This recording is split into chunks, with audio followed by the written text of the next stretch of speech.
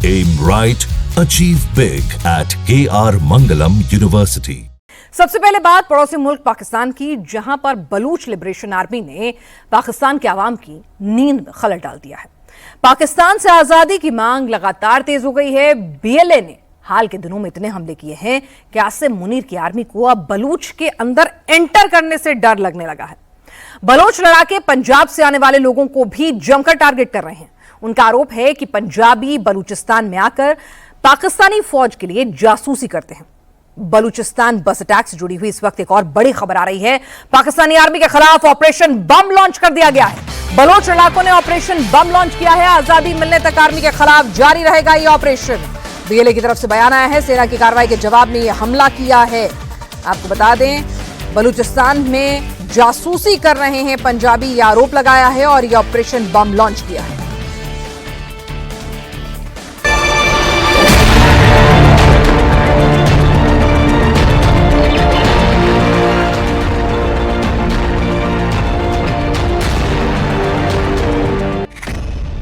पहले बलूचिस्तान अलग होगा, फिर खैबर पख्तूनख्वा, सिंध और पंजाब का नंबर आएगा। बलूचिस्तान में आसिम मुनीर की फौज ने अपनी वर्दी उतार दी है, क्योंकि बलूचिस्तान में पाकिस्तानी वर्दी का मतलब मौत को दावत देना है। बलूचिस्तान में पहले गुस्सा पाकिस्तानी फौज को लेकर था, अब यह गुस्सा पंजाब के लिए भी बढ़ गया है।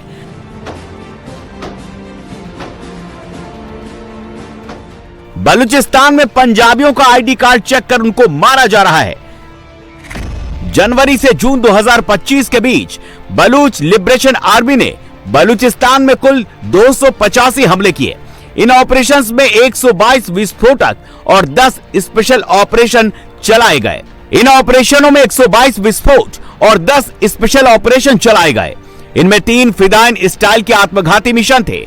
बीएलए ने 58 दुश्मन एजेंटों को न्यूट्रलाइज किया, 290 सैनिकों को गिरफ्तार किया और 667 से अधिक सैनिकों को मारने का दावा किया है।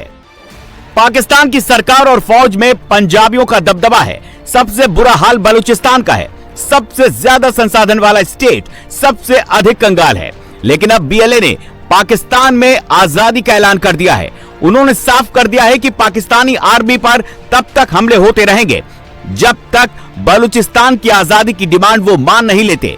बीएलए ने पिछले 6 महीने में मुनीर की आर्मी को उतना नुकसान पहुंचाया है जितना उसे पहले कभी नहीं हुआ। बीएलए के हमलों में इंफ्रास्ट्रक्चर को भी निशाना बनाया गया। 131 गाड़ियों को उड़ा दिया गया और एक ट्रेन को हाईजैक कर लिया गया। बीएलए ने पाकिस्तानी सेना के 17 सैन्य ठिकानों को भी नुकसान पहुंचाया। इसके अलावा बीएलए बलों ने बड़े गोला बारूद भंडार के साथ 115 से अधिक हथियारों के जखीरे पर कब्जा कर लिया।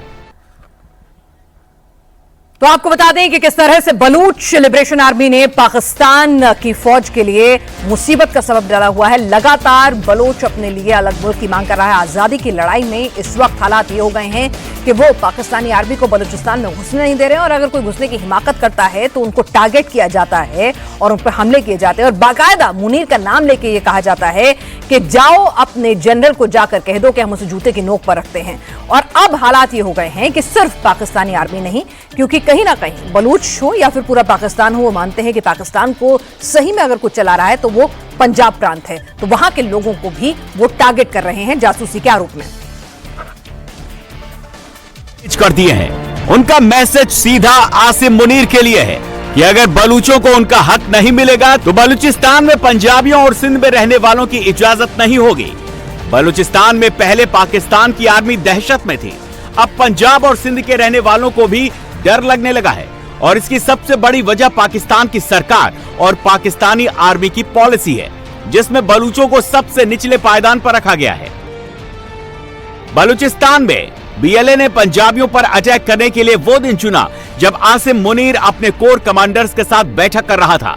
बलूचिस्तान में बीएलए और वजीरिस्तान में टीटीपी के खिलाफ एक्शन प्लान कर रहा था।